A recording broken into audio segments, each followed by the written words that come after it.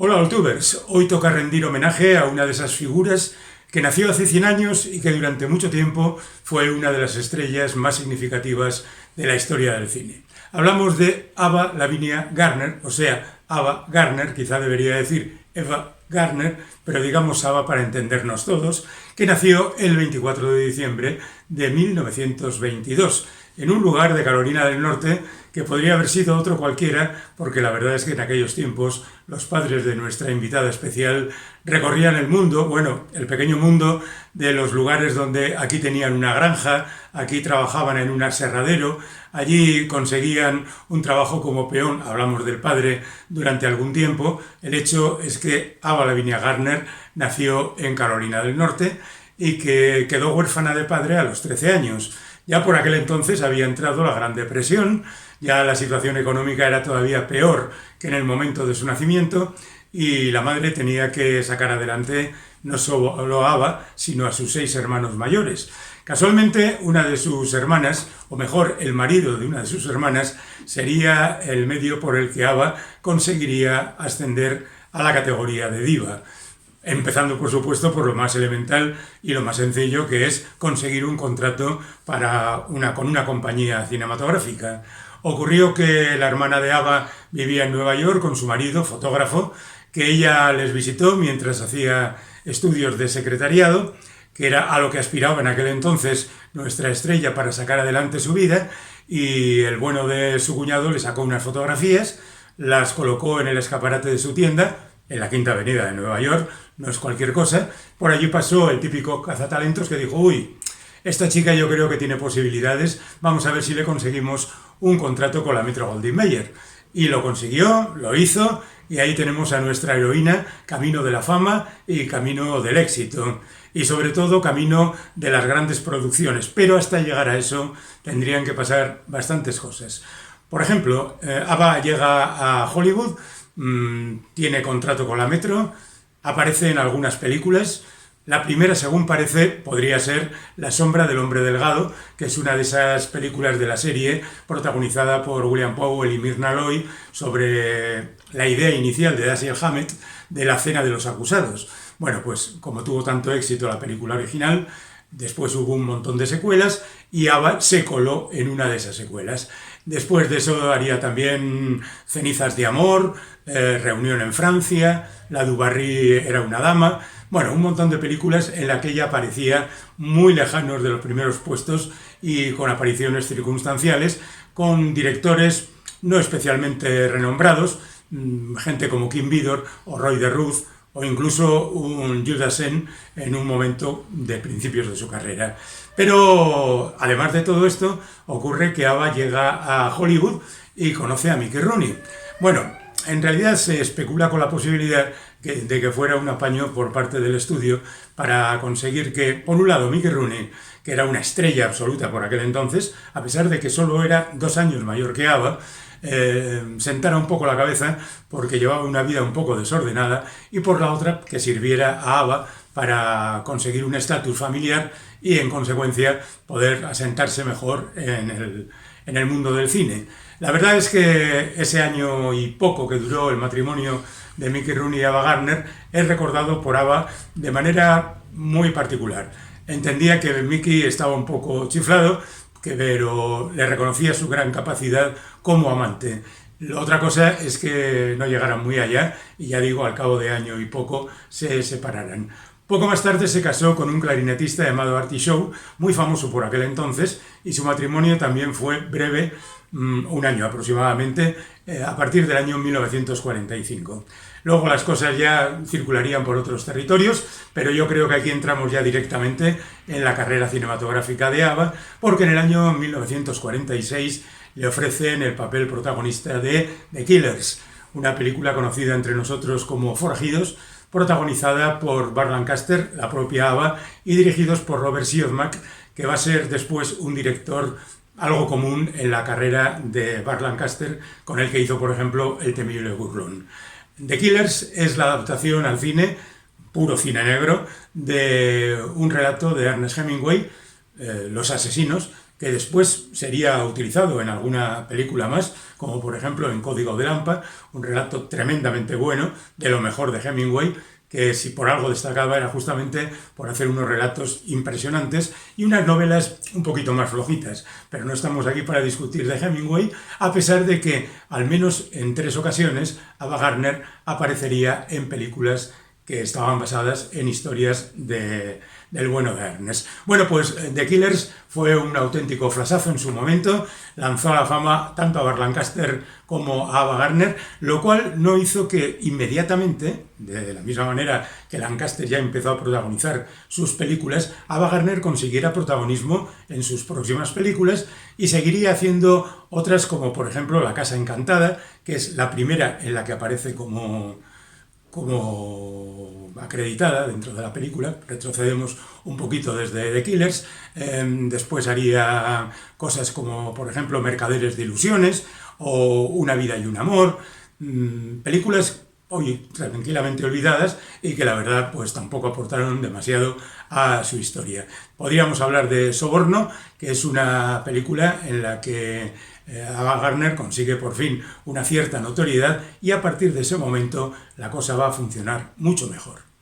Año 50, Soborno, como decíamos, otras películas como Venus era mujer, una comedia entretenida, agradable, en la que Venus, una estatua de Venus con la figura de Ava Gardner, se convierte en una mujer de carne y hueso. Bueno, nada destacable, pero sí agradable de ver y de disfrutar. Y después de eso, otras películas como El Gran Pecador, con Gregory Peck, en el que después aparecerá en Las nieves del Kilimanjaro, o Mundos opuestos, que es una de esas películas en las que se cuentan diferentes historias más o menos entrelazadas. Eso nos lleva al año 1951, en el que ocurren 2 cosas. Por una parte, Ava llega a España a hacer una película titulada Pandora y el holandés errante. Por otra parte, Ava conoce a Frank Sinatra y las 2 circunstancias van a tener de alguna manera un encuentro en Tossa de Mar, que es donde se rueda esa película. Una película dirigida por Albert Lewin, que durante mucho tiempo fue prohibida en España, que cuenta con un aura casi mítica de película de culto. Debo reconocer que no le acabo de ver la gracia a la película, que me parece un poquito de ida de olla del director, que era también el guionista, y que no sabía muy bien qué era lo que quería contar. Es una película también un tanto enfebrecida, donde los personajes aparecen todos como a punto de embarrancar en una costa después de una larga travesía. Ava, James Mason y sobre todo Mario Cabré, un torero que aparecía aquí interpretando a un torero y haciendo poco más, y que sería una de las piedras de escándalo de esta película. Por una parte, Ava conoce España, en este caso Cataluña, y después de eso se empieza a volver loca por los toros, por las peculiaridades locales, también por la cocina y por los individuos apuestos como el propio Mario Cabré. Por otra parte, tiene una primera relación con Frank Sinatra que empieza a mosquearse porque a Estados Unidos llegan rumores de que Ava y Mario Cabré tienen relaciones sexuales y, por otra parte, aunque después Ava diría que fue cosa de una noche, lo cierto es que parecía que la cosa iba bastante en serio. Así que Frank Sinatra cogió un avión y se plantó en Tossa de Mar, sacó un brazalete de esos de un montón de dólares y le dijo a Ava que si se casaba con él. Bueno, Ava dijo que de acuerdo y así empezó el más largo de sus 3 matrimonios. Y por otra parte el más recordado, porque Ava es verdad que no estuvieron mucho tiempo juntos y los 6 años que estuvieron casados no fueron particularmente felices, pero lo cierto es que Ava siempre ha recordado a Frank como el tipo más importante de su vida. Y incluso en sus últimos tiempos recurrió a él en diferentes ocasiones para solucionar problemas que tenía, pues por ejemplo, de tipo económico. Bueno, pues Pandora y el holandés errante se convierte así en una leyenda. Frank Sinatra y Ava Gardner se casan Esto de las visitas a los rodajes de las películas de ABBA se va a convertir para Frank en una costumbre. Y es que ocurre una cosa, en el año 1951 Frank Sinatra no es la estrella que va a ser poco más tarde, no es el gran cantante y el superactor que a partir de ese momento, del año 52 en adelante, va a ser Frank Sinatra. De hecho, en el año 52 llegaría toda aquella historia de aquí a la eternidad, de Frank Sinatra que quería interpretar el papel que por fin consiguió, del productor que no quería que lo interpretara Frank Sinatra y de aquella famosa cabeza de caballo que aparecía en la película El Padrino, haciendo referencia a lo que podía haber sucedido en los previos al rodaje de Aquí a la Eternidad. Pero bueno, digamos que Frank Sinatra no estaba en su mejor momento en el año 51, aunque ya había cantado muchísimo, pero parece que las cosas estaban cambiando. Pero después, en el año 52, él volvió de nuevo a la superficie y la relación tormentosa entre los dos pues fue, como es bien conocido, muy ardiente. Bueno, digamos que después de hacer Pandora y El holandés errante, nuestra heroína sigue haciendo películas no especialmente destacadas, como por ejemplo Odio y Orgullo, una película, bueno, pues un melodrama de esos que tanto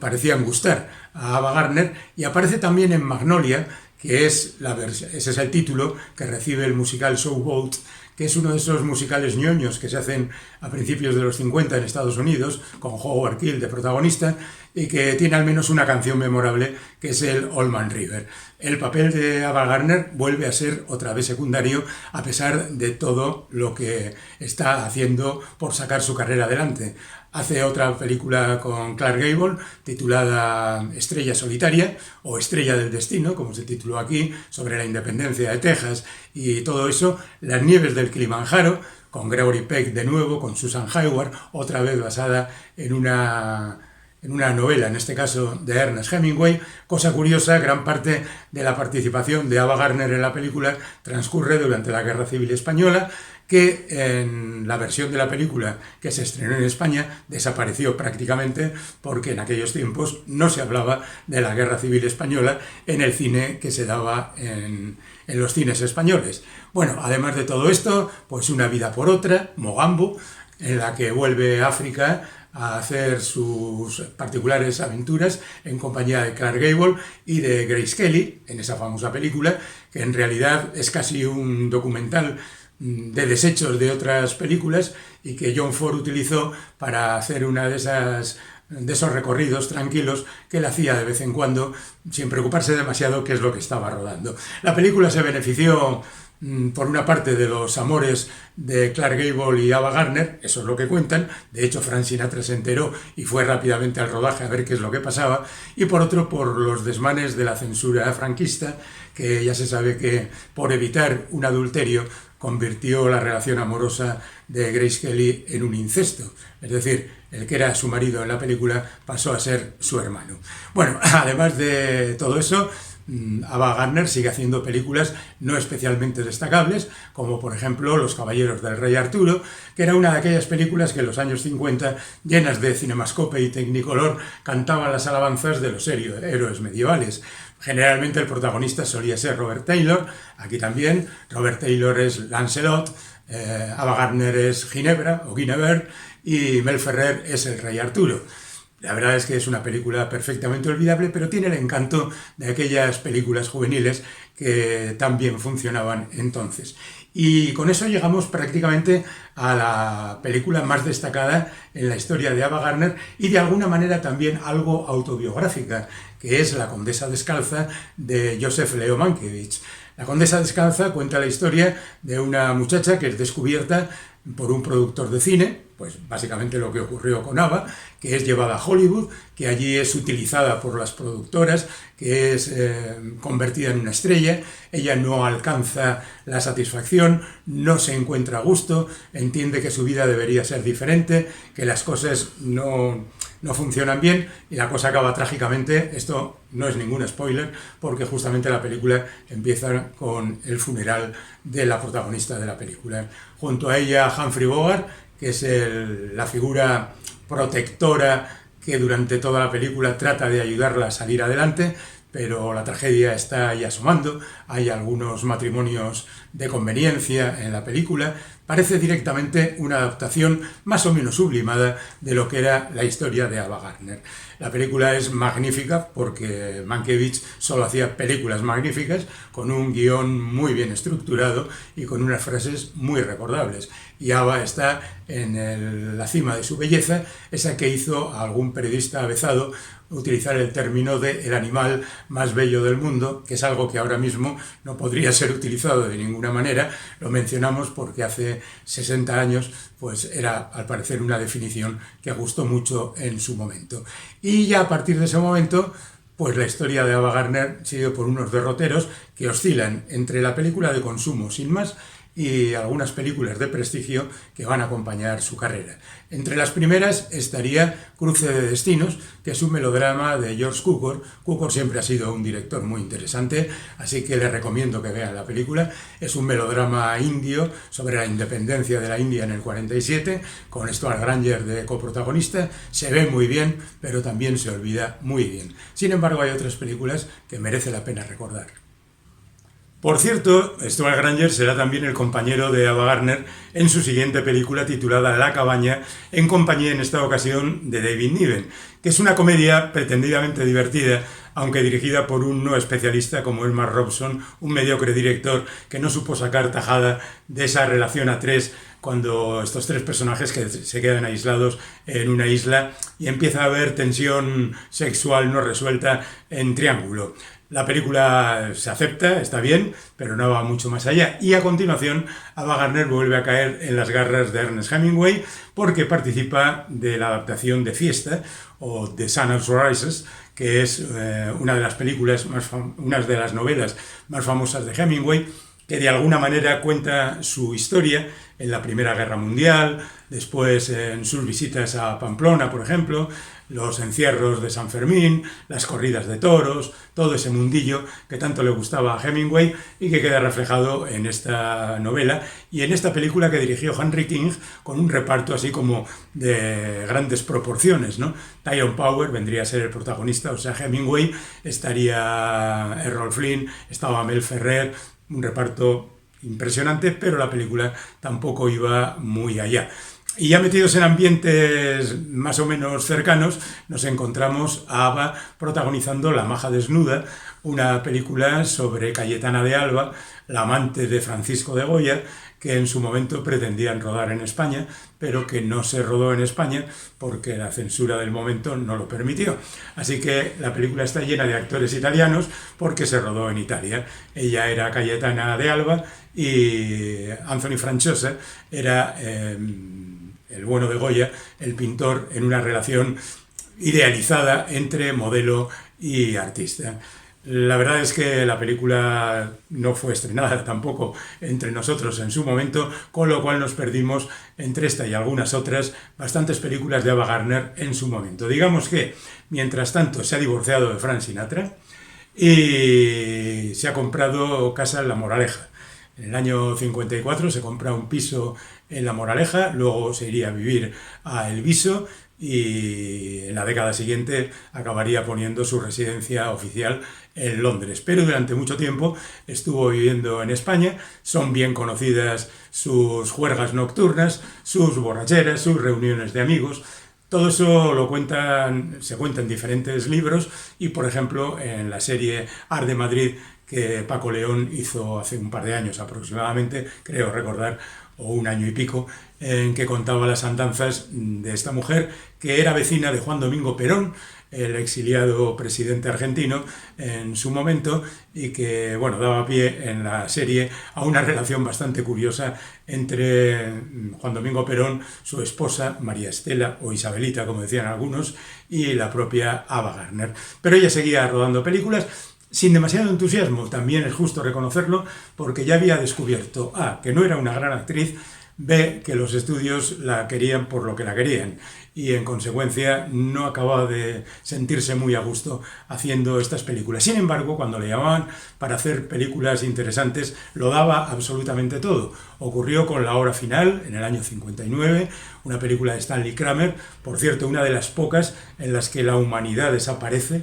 totalmente. Es una película que ocurre después de una tercera guerra mundial, una guerra atómica, donde la nube atómica se va extendiendo por el mundo y los supervivientes están en Australia. Ella es una australiana que vive allí y espera el retorno de Gregory Peck, otra vez Gregory Peck en su carrera en un submarino, y la verdad es que no es un papel destellante, pero lo cierto es que Ava está a la altura de las circunstancias. Una película que además de estos dos protagonistas tiene a Fred Astaire, a Anthony Perkins, a un montón de gente haciendo una película interesante. Y después, en el año 1960, hace El ángel vestido de rojo, que es otra de esas películas que no se ven en su momento en España, dirigida por el guionista Nunnally Johnson, y donde se habla de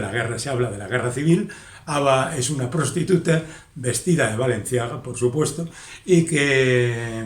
bueno, pues salva a un cura interpretado por Guy Bogart en aquellos días turbulentos. La historia de la guerra civil, por supuesto, no puede ser abordada en el cine o no puede ser mostrada, y en consecuencia nos la perdimos. No es una gran película, pero lo cierto es que puede ser representativa de la época en que se hizo.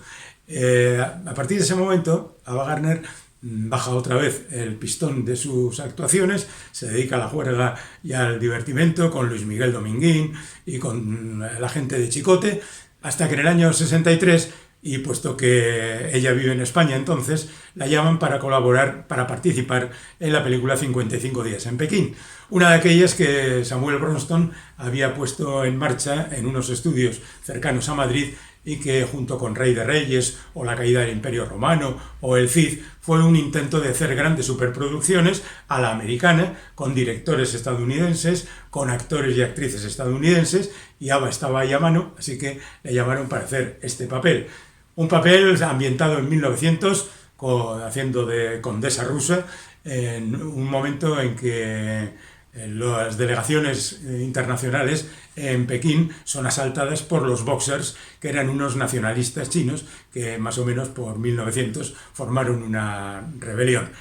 La película es la típica película de aventuras con muchas incidencias guerreras, con Charlton Heston haciendo de Charlton Heston y David Niven de diplomático inglés, y la anécdota en esta ocasión es que Ava aparecía tan mermada en multitud de ocasiones que alguien decidió: deberíamos matar a su personaje porque nos está ralentizando mucho el rodaje. Así que Ava Gardner de repente a mitad de la película muere injustificadamente. ¿Por qué? Pues porque la actriz no estaba en su mejor momento y no le acababa de convencer ni el papel que estaba haciendo ni toda aquella historia que le desbordaba totalmente. Sin embargo, poco más tarde, hace 7 días de mayo, una película de John Frankenheimer sobre un supuesto golpe de estado militar en Estados Unidos, una de esas películas que ha pasado a la historia como representación del cine político estadounidense, y Ava, aunque tiene un papel muy pequeñito, tiene una secuencia de esas de, no diré pasar a la historia, pero sí de reconciliar a cualquiera con la profesión de actriz. Bueno, después de 7 días de mayo, aparece en otra de esas películas que ella coge con entusiasmo porque también de alguna manera la representa, que es La noche de la iguana, de John Huston, adaptando una obra de teatro de Tennessee Williams. La noche de la iguana habla de un cura más o menos salido de la profesión, que se refugia en Puerto Vallarta, donde conoce a diferentes mujeres. Entre ellas está Ava Gardner, que es una mujer que vive allí sus experiencias sexuales, alcohólicas y desenfrenadas con la naturalidad que había vivido en la vida real, sus experiencias. Y por otra parte está Deborah Kerr, que interpreta a una reprimida institutriz que no sabe muy bien qué hacer con aquella mujer que le vuelve loca y su pasión desenfrenada por el sacerdote que interpreta Richard Burton, o Sue Lyon, que había triunfado como Lolita poco antes de hacer esta película. Bueno, La noche de la iguana es también otro de esos momentos grandes para Ava Gardner, que después, por amistad con John Huston, acepta el papel de Sara en la película La Biblia, la mujer de Abraham y madre de Isaac, en aquella película que fue un desastre y que reunía a bastantes actores y actrices famosos, pero que no convenció absolutamente a nadie. Y después de eso, pues ya tenemos que pasarnos a películas como Mayerlin, pero son saltos de 2 años de película, donde interpreta a un personaje histórico como es Sisi, en la madurez, por supuesto, contando el famoso asesinato de María Besera y el archiduque y todas aquellas historias que ocurrieron en el pabellón de caza de Mayerling y que llevó a otro conflicto de alto nivel en la historia de Europa. Es una película de Terence Young que la verdad no pasará a la historia, aunque está suficientemente bien reconstruida, pero marca definitivamente la crisis de Ava Gardner y su camino hacia el abandono del cine, aunque todavía tiene bastante que decir. Capítulos finales en la vida cinematográfica de Ava Gardner, años 70, La novia del diablo, una película dirigida por el actor infantil en su momento, Roddy McDowall, y que cuenta una vieja leyenda escocesa. Es una película fácilmente prescindible. El juez de la horca, otra vez dirigida por John Huston, aunque también hace un papelín pequeño, el del personaje histórico Lily Grantham, al quien adoraba el juez Roy Bean y que se pasa toda la película esperándolo, y que cuando llega por fin a aquel poblacho donde él había puesto su juzgado y su revólver, se encuentra con que el juez ya no está. Bueno, además de eso, una participación en Terremoto, otra vez de Mark Robson, pero da igual, porque Terremoto es una de esas películas de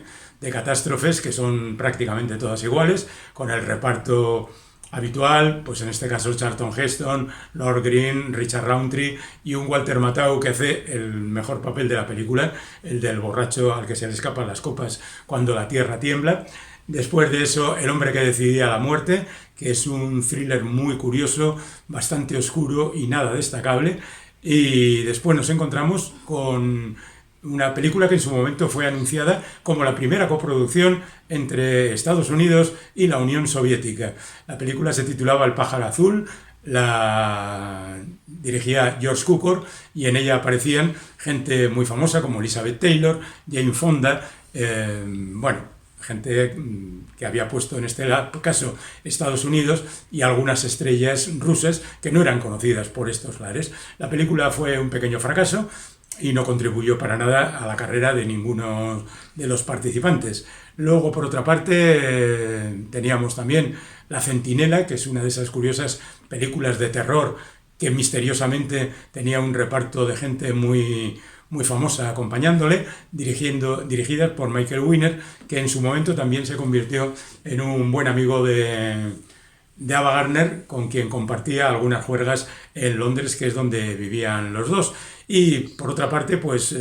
tenemos Emergencia, que es otra película de catástrofes, Sacerdote del amor, que es una película sobre D.H. Lawrence, cuando escribía El amante de Lady Chatterley y todas estas cosas, o El secuestro del presidente, que es un thriller absolutamente olvidado. La última película de Ava Gardner se titula Regina y no fue ni estrenada en su momento, la rodó en 1983. Es verdad que después todavía haría algunas series televisivas, como por ejemplo Anno Domini, participaría en un culebrón titulado California, y así hasta en 5 oportunidades, por ejemplo, una nueva versión del Largo y cálido verano, pero lo cierto es que la carrera de Ava Gardner estaba prácticamente terminada. Cuentan que en 1988 llamó a Peter Evans porque se le había recomendado Michael Winner justamente como un escritor al que merecía la pena contarle cosas para que él después las contara particularmente en sus medios o a través de un libro. Entonces Ava le dijo aquella famosa frase de: no tengo dinero y tengo 2 opciones, escribir mis memorias o vender mis joyas, y como yo aprecio bastante mis joyas, te he llamado para que escribas mis memorias.